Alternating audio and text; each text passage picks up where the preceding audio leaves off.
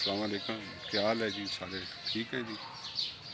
اچھا، میں نے آج کل دیکھا ہے کہ کوئی فیس بک پہ آپ چڑھائیں یا واٹس ایپ پہ یا کسی چیز پہ پکنک کی پکچریں یا اپنا الگ الگ کرتے ہوئے یا زیادہ ڈرنک کرتے ہوئے یا کوئی اس قسم کی کوئی نازیبا یا بیچ میں کوئی ایسی بیچ میں بیک گراؤنڈ پہ فیملیوں کی تصویریں آ رہی ہوں یا کوئی اس قسم کی، آج تک کسی نے تنقید نہیں کی بھی ایسے کام کیوں کرتے ہیں آپ؟ بھی کسی غیر محرم عورت کی پکچر لگا دینی یا پیچھے سے بیک گراؤنڈ پہ کسی عورت کی پکچر آ رہی ہو، تو کسی نے کوئی تنقید آج تک نہیں کی ہے، نہ میں نے سنی ہے۔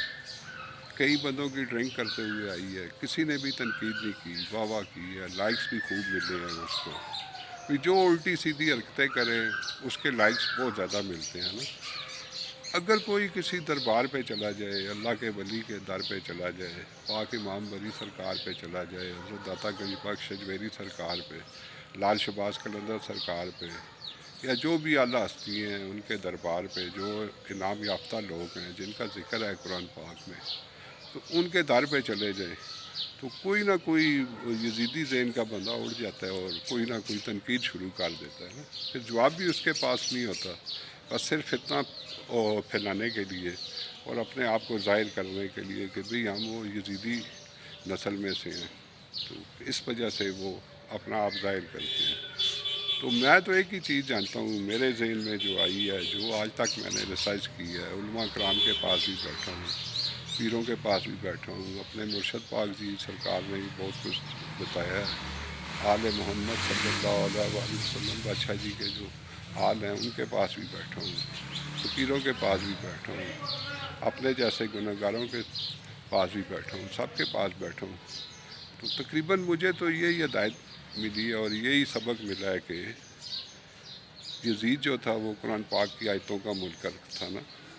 تو دوسرے یہ قادیانی ہے جو یہ بھی قرآن پاک کے منکر ہیں، یہ بھی رد و بدل کرنا چاہتے ہیں، اور رد و بدل کیا ہوا ہے انہوں نے، اپنے بھی دین بنایا ہوا ہے۔ اسی طرح ہر دور میں کوئی نہ کوئی آیا ہے۔ ایک دور تھا اکبر بادشاہ کا دور تھا، اس نے دین الہی شروع کر دیا تھا، جگہ جگہ اللہ اکبر اللہ اکبر، بھی اللہ وہ اکبر تو ہے، اللہ بہت بڑا ہے، لیکن اس نے اپنا نام نمایاں کرنے کے لیے کی۔ پھر اللہ نے اپنے ولی بھیجے، حضرت مجدد اللہ ثانی رحمۃ اللہ علیہ سرکار ہے۔ مجدد ثانی اسی وجہ سے کہتے ہیں، انہوں نے پاک و ہند میں دوبارہ پھر جو دین ہے وہ اپنی اصلی حالت میں پھر رائج کیا، پھر لوگوں کو بتایا کہ بھئی یہ تو چیزیں غلط ہیں، ان کا تو ذکر قرآن پاک میں آئی نہیں ہے جو۔ تو اسی طرح پھر ہر دور میں کوئی نہ کوئی آتا رہے، اپنے آپ کو کرتا رہے۔ پھر اب یہ مرزائیوں کی شکل میں آ گئے ہیں، پہلے جو ہے یزیدی شکل میں تھے، اب انہی کی شکل میں آ گئے ہیں، اور میں تو حیران ہوں کہ یہ کس طرح تنقید کر لیتے ہیں، یہ کیسے ذہن کے لوگ ہیں نا۔ تو ان کی تربیت ایسی ہوگی، ان کو سکھایا گیا یہی ہوگا، کیونکہ ادھر ایک ہستی ہیں سائیں جی سرکار، وہ یہی کہتے ہیں بیٹا ہر بندہ معصوم ہے، جو اس کو سکھایا گیا اس نے وہی آگے بیان کرنا ہے نا۔ تو ہمیں تو اللہ کا شکر ہے الحمدللہ، ہم مسلمان گھرانوں میں پیدا ہوئے ہیں اور عاشق نبی صلی اللہ علیہ وآلہ وسلم بادشاہ گھرانوں میں پیدا ہوئے ہیں، سب انہی کے گیت گاتے ہیں، انہی کی نعتیں پڑھتے ہیں، ان کی آل اولاد کا ادب کرتے ہیں۔ تو ہمیں تو یہی سکھایا گیا، تو ہم تو اپنے سیکھنے کے اوپر چلیں گے۔ دوسری بات یہ ہے کہ ایک میرا دوست تھا، اس کے سامنے میں نے کہا یا رسول اللہ، تو نعوذ باللہ مجھے کہتا ہے جی یا نہیں کہنا چاہیے، یا صرف اللہ کے لیے ہے۔ میں نے کہا جی بے شک اللہ تو قادر مطلق ہے، ہر جگہ موجود ہے، اسی نے آپ سرکار کو بنایا ہے، آپ انہوں نے ہی پنجتن پاک کو بنایا ہے۔ کہتا ہے نہیں نہیں یہ بات نہ کہو۔ پھر میں نے اپنے مرشد پاک جی سے بات کی، میں نے کہا جی سرکار بادشاہ جی یہ بات ہو رہی ہے۔ وہ فرماتے ہیں بیٹا سیدھی سی بات ہے، آپ سرکار آپ صلی اللہ علیہ وآلہ وسلم بادشاہ جی جو کہیں گے نا یا رسول اللہ صلی اللہ علیہ وآلہ وسلم، ان کے لیے وہ حاضر ہیں، جو ان کو حاضر نہیں مانتے تو ان کے لیے کدھر حاضر ہو سکتے ہیں۔ تو اس میں کوئی برا بنانے والی بات نہیں ہے، نہ کوئی ایسی کوئی بات کرنے والی بات ہے۔ تو ہر ایک کا اپنا مسلک ہے، اپنا وہ ذہن ہے، اپنا وہ عقیدہ ہے، تو ہر ایک سے اللہ پاک نے اپنا اپنا حساب لینا ہے، کوئی کسی کا حساب نہیں دے سکتا۔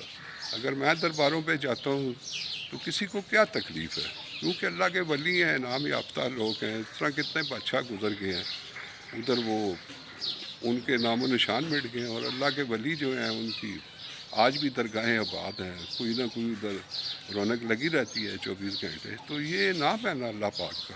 بے لوث ہو کے لوگ ادھر جھاڑو دیتے ہیں، چراغیاں کرتے ہیں، آ کے حاضری لگاتے ہیں، فاتح پڑھتے ہیں، درود شریف پڑھتے ہیں. ان کو اللہ پاک کو کہتے ہیں کہ یہ آپ کے پیارے ولی ہیں. اور آپ ولی کے در پہ جو آتا ہے تو ادھر ہر ٹائم نور کی بارشیں ہوتی ہیں، کیونکہ نام یافتہ لوگ ہیں نا. تو ویسے بھی جانا چاہیے، قبرستان میں بھی جانا چاہیے، درود و شریف پڑھنا چاہیے، فاتح پڑھنی چاہیے. تو اللہ کے ولیوں کے در پہ جو چلا جاتا ہے تو اس کو کچھ نہ کچھ ملتا ہے تو وہ جاتا ہے نا. دینے والی تو اللہ کی ذات ہے، چاہے جدھر سے بھی وسیلہ بنا دے نا. تو اللہ پاک ہمیشہ اپنے ولیوں کے ذریعہ بناتا ہے نا. تو باقی جو اللہ کو نہیں مانتے ان کو بھی اللہ دے رہا ہے، اور بہت اچھے طریقے سے دے رہا ہے. یہ نہیں کہ نہیں دے رہا. رزق تو اللہ نے کسی کا بند نہیں کیا. رزق، زندگی، موت، عزت، ذلت، یہ سب اللہ پاک کے اختیار میں ہے. تو لہٰذا جو ولیوں سے بغض رکھتا ہے اس کا اپنا ایمان ہے. ہم تو اللہ پاک کے ولیوں سے، اللہ پاک کی مخلوق سے، اللہ پاک کی جتنی بنائی ہوئی چیزوں سے ہم سب سے پیار کرتے ہیں. اللہ پاک نے بڑے پیار سے بنائی ہیں ساری چیزیں. تو ہر ایک کا اپنا وہ درجہ ہے. تو انسان تو ہے بھی اشرف المخلوقات ہے. تو ہر انسان تو ہو ہی نہیں سکتا، وہی ہے جو اللہ کے قریب ہے. تو اللہ پاک ہم سب کو ہدایت دے اور اپنے پیارے نبی پاک صلی اللہ علیہ وسلم بچوں کے دین پہ چلنے کی توفیق دے، اور ان تفرقوں سے اللہ پاک ہمیں محفوظ کرے. اور جو نفرت پھیلاتے ہیں اور جو بغض رکھتے ہیں، کینہ رکھتے ہیں، ان سے اللہ پاک ہمیں محفوظ فرمائے اور اپنی ایمان میں رکھے. اللہ حافظ جی. اللہ پاک خوش رکھے سب کو.